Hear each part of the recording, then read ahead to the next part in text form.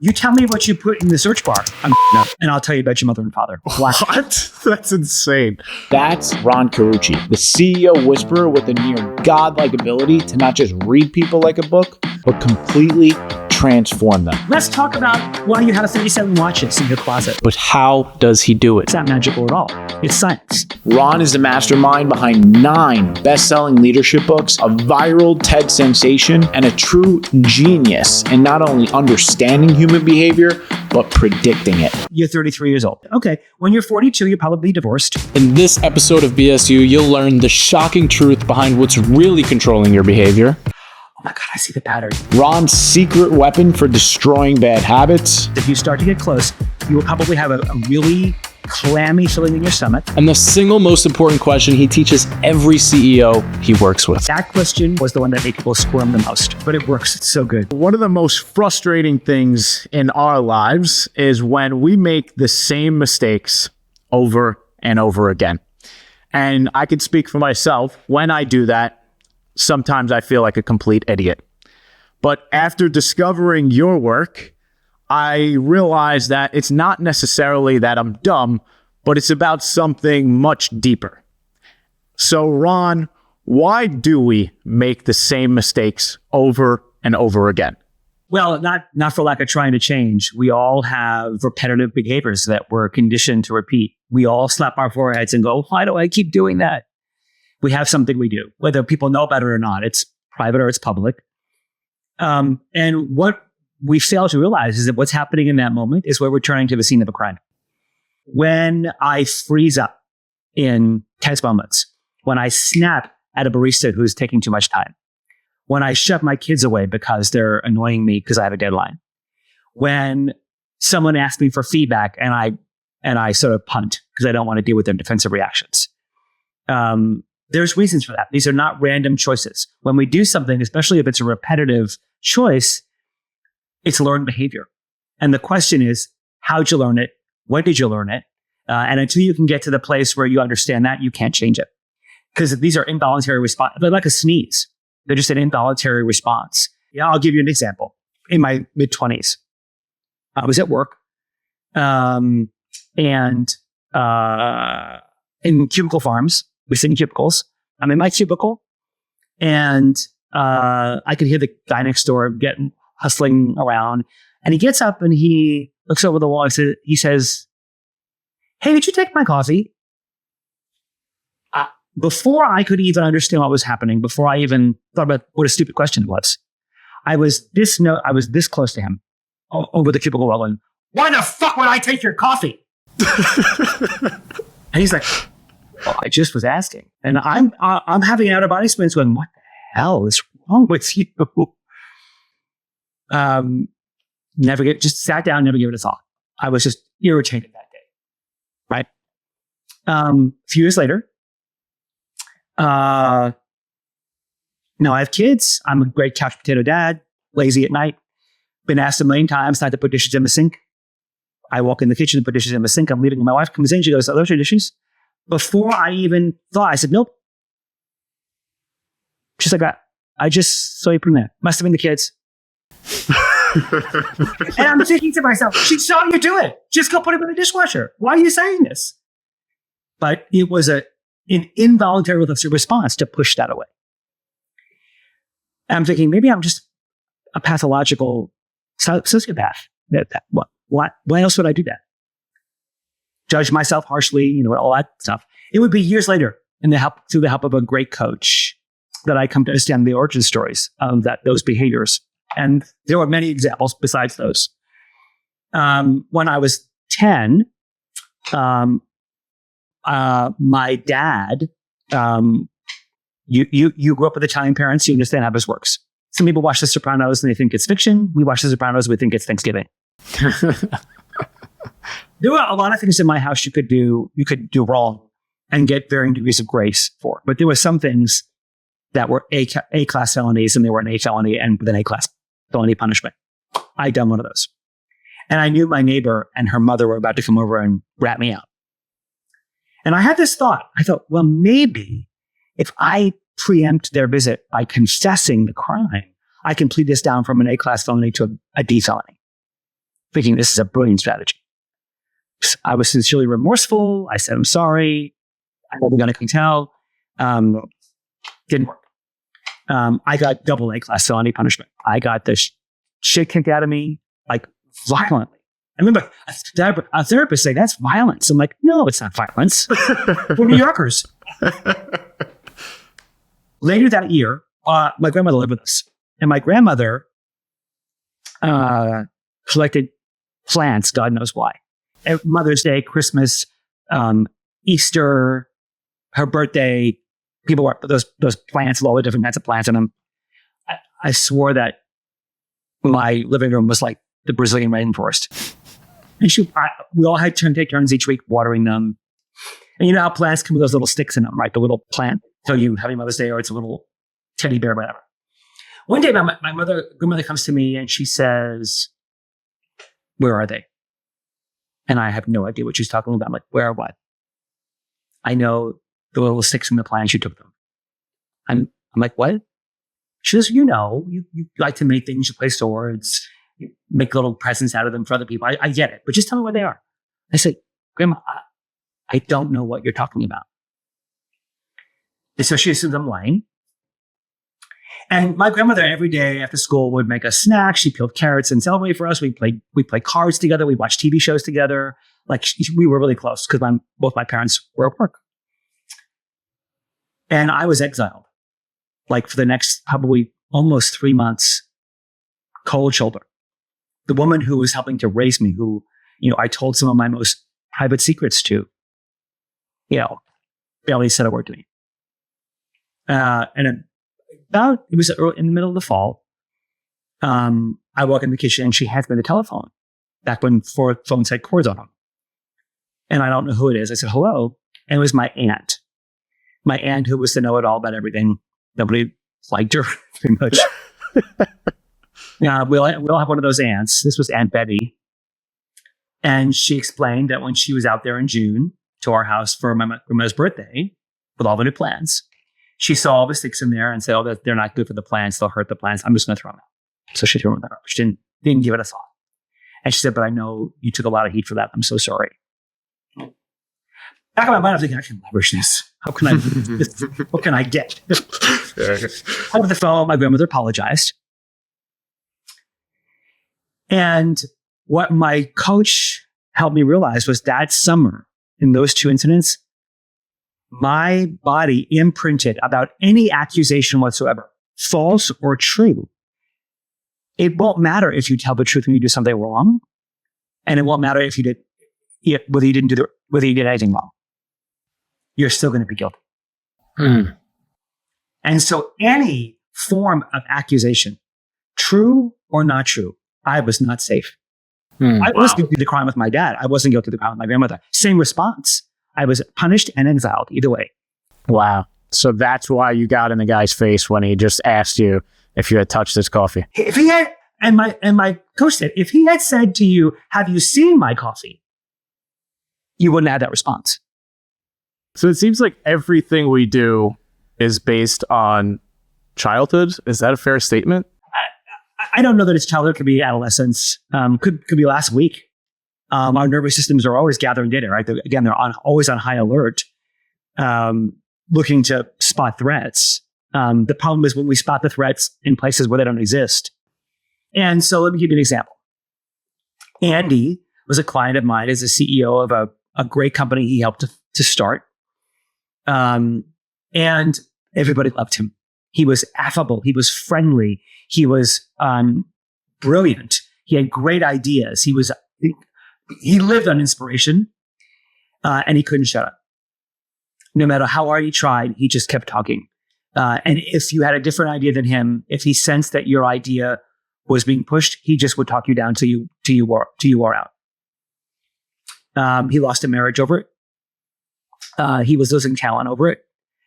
This is not a jerk. This is a good guy. And so I took him out of his environment away for a 4-day intensive to sort of really go digging. And in the second day of our work, I said, Andy, somewhere in your life you learned that you are safe when you're talking. And you're safer when you're persuading. Where could you learn that? And typically when I ask questions like that, people don't struggle. They have to think about it for a minute, but they get it intuitively. Thank you, Oprah, for 20 years ago, mainstreaming that our childhoods matter. He didn't hesitate a beat. He said, 3rd grade. I said, tell me. He said, when I was in 1st grade, I was diagnosed with ADHD, dyslexia, and I had a stutter. And every day after school, I would have to go for special training to help work through those learning challenges. But in 3rd grade, I changed schools.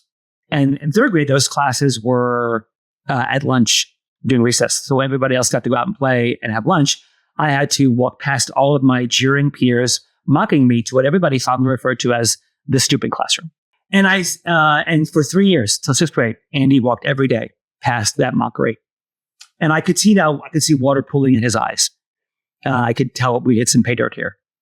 I said, I'm so sorry that you had to suffer that for those 3 years. I imagine that every day you walk down that hallway, you made yourself a promise. Do you remember what you promised yourself? And he went to speak and he couldn't. Like the irony of suddenly now when I eat my words, I can't speak. He wrote on a piece of paper and he slid it across the table to me. And on the paper it said, I will never let them see that I'm stupid. Wow. And I thought, I'm so fascinated that you didn't write, I'm going to prove that I'm smart. You had already been imprinted with the belief that you were stupid. And now you've spent the last 40 years of your life going about covering up that truth. Except it's a lie. Because of all the things I heard from people that I interviewed about you, many who believe you're not capable of changing, but not one of them questions your intelligence. I mean, words like brilliant, creative, genius, those are the words I heard. So the very rejection you think you're avoiding by hiding your stupidity is the very rejection you're causing because you're living a lie. Wow. That's really powerful. And Mike and I have always had a passion for filmmaking and storytelling and acting. And when we were studying the art of acting, one of the things we learned is that the best actors, when they get casted for a role, will actually ask the director or the writer, what is the lie that my character believes? And the reason they ask that is because that subconscious lie that their character believes is motivating so much of the way they behave in the world. And it sounds a lot like that's what was happening to our friend Andy, was his name? Yep. Andy. We all tell ourselves lies. One of the, in the workshop that I do with a friend of mine called Design the Honest Life You Love, one of the questions I ask people is, what lie have you been telling yourself? And again, people do not struggle to think of what it is. They struggle to figure which one they want to tell first. But they all know when they're self-deceived. One of the questions I love to ask leaders is go back over your calendar for the last 2 weeks in the privacy of your own heart and pick out the moments where you know you were not true to what you say you value. You were snotty to somebody. You flipped somebody off in traffic. You yelled at your spouse. Several places where you would say, that's not who I want to be. That's not my best self. And I guarantee you will see a pattern. If you have the courage to name it, you will see not a set of random, indiscriminate moments where you were just impatient, but a set of moments that brought you to some scene of a crime that you were reenacting. And stressors, like the moments you were in, are the triggers that bring out those moments. Wow. They just hate the exercise because I've gotten scores of texts and emails and messages saying, oh my God, I see the pattern. I didn't know. It's quite a revelation. I asked Andy to go for a walk, and just sort of see if he could get his nervous system to calm itself down now that we'd activated it. And think about if he were to go walk down that hallway again with that 3rd grader and comfort that boy, what would be the promise he'd want to make now? And after a couple hours, he came back and he went to the whiteboard and he wrote on the whiteboard in big letters, I am smart and I am safe when I am silent. And I said, that's a great promise. Let's go about making that true.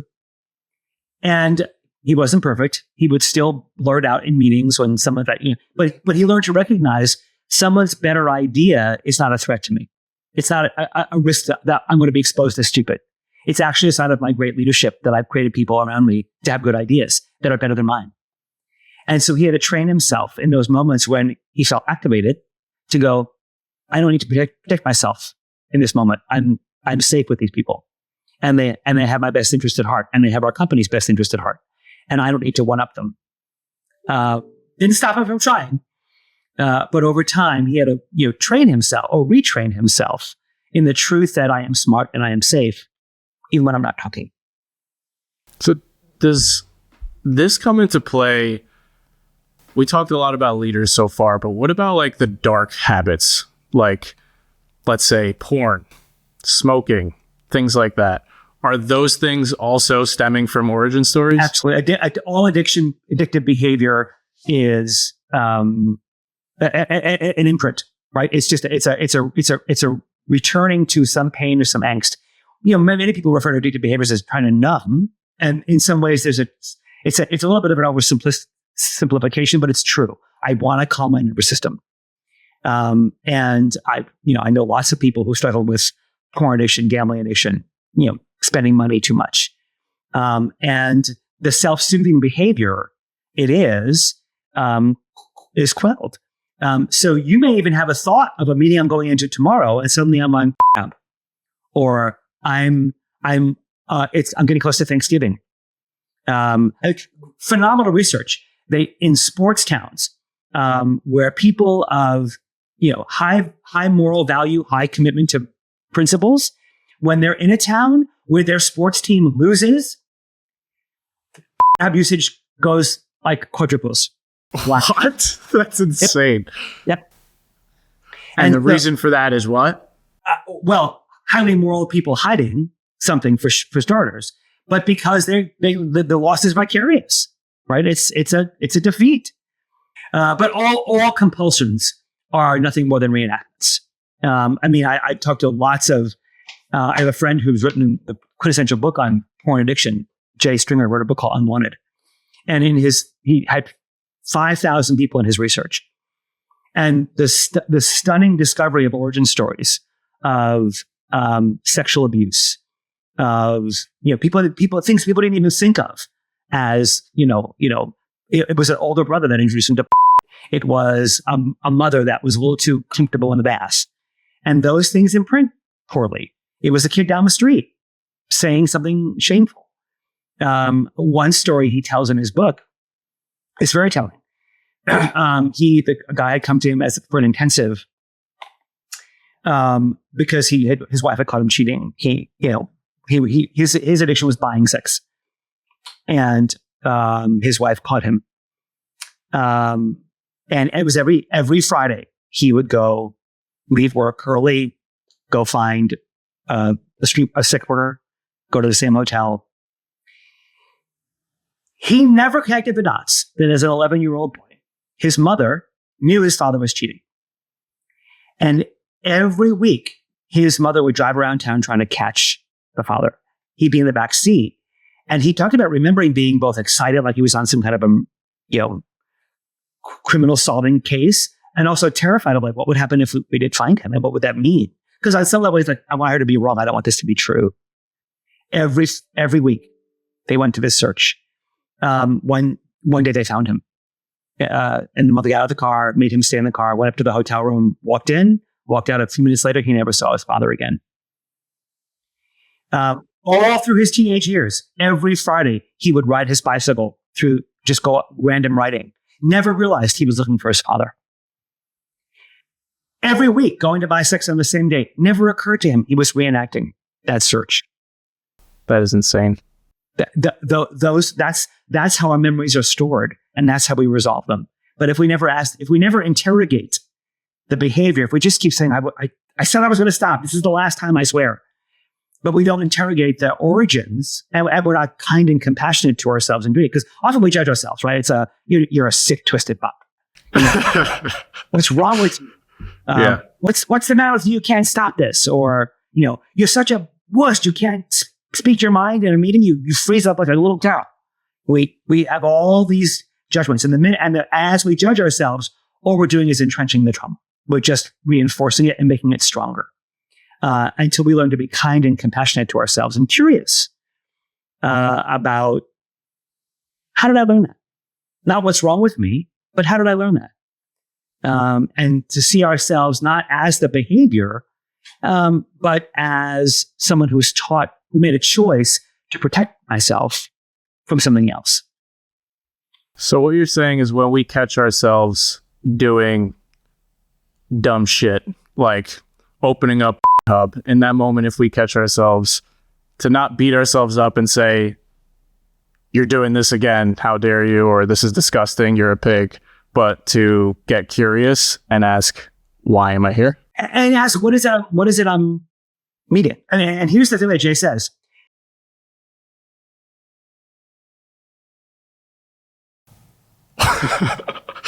Wow. There's something there. What you put in that search bar is not random. You're reenacting a story. Wow. That's really powerful stuff. So basically this concept of origin story, it's imprinted in us. And now I think we're thinking and our audience is thinking, okay, this is a really powerful concept, but how do we discover it for ourselves? What are some strategies that we can implement in our lives to try to discover what our origin stories are? So take yourself back to the forehead slaps. What's in the privacy of your own heart, in the privacy of your own bedroom, in the privacy of someplace where, or maybe in very public places, what are the moments where you say to yourself, I did it again? What's the thing you keep, what's the crime scene you keep returning to that you wish you didn't? And ask yourself, how do be gentle with yourself? How did I learn this? Where did this come to be taught to me? What protective purpose do I believe it's serving? Maybe it's your perfectionism. Maybe it's your high standards that you weaponize against yourself and other people. Maybe it's your impulsivity. Maybe it's your addictive behavior. Maybe it's your fear to speak your voice, to say what you think. You need to people please. You don't want to disappoint other people. You don't want rejection, so you tell them whatever they want to hear. You do whatever they want, but privately you suffer feeling rejected and lonely, and nobody cares for you. Whatever it is, you know what that is. But accept the fact that it's not random, and it appears in certainly inopportune moments, but not randomly. When your body, before you even have a rational thought, when your body detects a threat, you are drawn to that choice.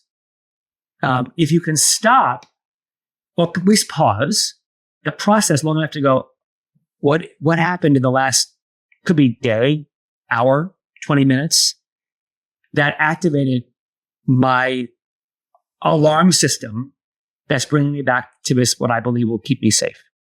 You may still go turn bud, but at least you might have a better understanding about why. Yeah. I hear people all the time, I'm sure you've heard this yourselves. I don't remember anything from 7th grade. That tells me something. Our bodies hide these stories as a way to protect us, right? Those stories weren't safe. I don't want you thinking about them. But the minute you start investigating, your nervous system has really fascinating ways of giving stuff up. Suddenly you're in you're in the shower in the morning, and all of a sudden you have this random memory of being at Aunt Lucy's house, or being in the playground, or being in the basement, or being in school, of an uncomfortable thing that happened. Your body will, if you're really going to investigate it, will push your nervous system to dislodge some of the memories, and it will select fragments, and they'll feel weird, and they'll feel random. They are not random. You've activated your nervous system to go on the hunt with you. Just pay attention as the pieces start to form. Some people are like Andy. They know exactly, because they have ruminated on the stories over and over and over and over again. They may not have made meaning of them, but they know the stories. Some people don't even know the stories. They have fragments of memories. Whenever it is, investigate. Not like you're on the hunt to prove yourself guilty, but because you want to understand the story better. And you'll begin to see patterns. And you'll begin to see reenactments. And you'll begin to see ways you early on learned to return to choices that you believe would keep you safe or make you feel less threatened. But at the same time, no longer serve that purpose, but actually were becoming destructive.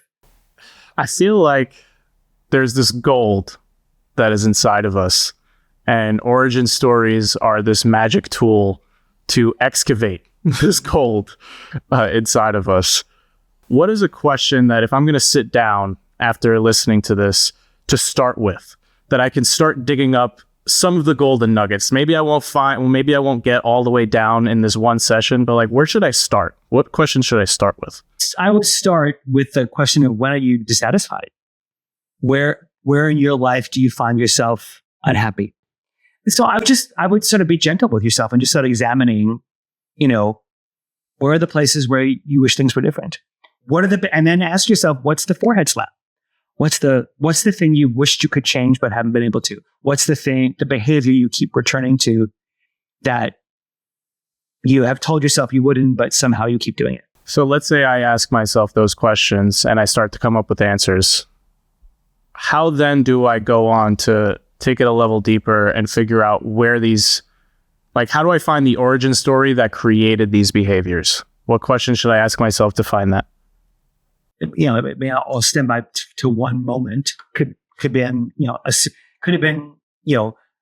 4th to 7th grade years being in repetitive situations. So don't be looking for silver bullets, because that will let you set you up for failure.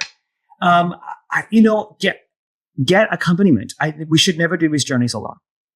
Go find a coach, go find a therapist, go find somebody who gets this stuff. There's plenty of people out there.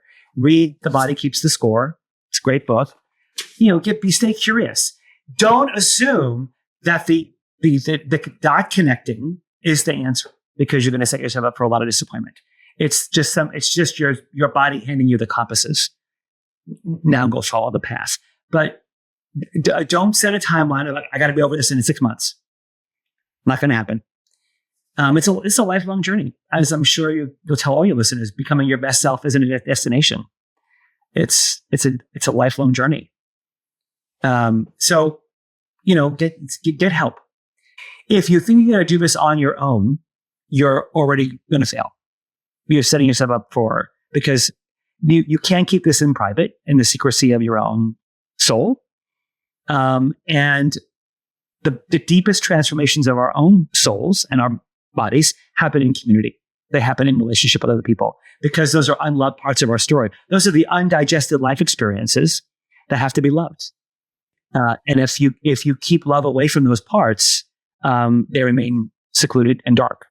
It's only when you bring the light of the love of community members who can see those parts of you and love you anyway, that you know that it's safe for them to actually, they no longer serve a purpose anymore. That's beautiful. When I was diving into your work, one of the things that I loved that you said about when those emotions come to us, think about it as they're coming to meet you at your front door, the porch. Can you share that with our audience? So that's Jay Stringer's work. That's his brilliant metaphor. But it works. It's so good. He would say, a lot of times when unwanted behaviors or unwanted choices or unwanted emotions show up, we do one of two things. We open the door, let them come in, ransack the house, and they wreak havoc. Or we run and chase them away. We stuff them, right?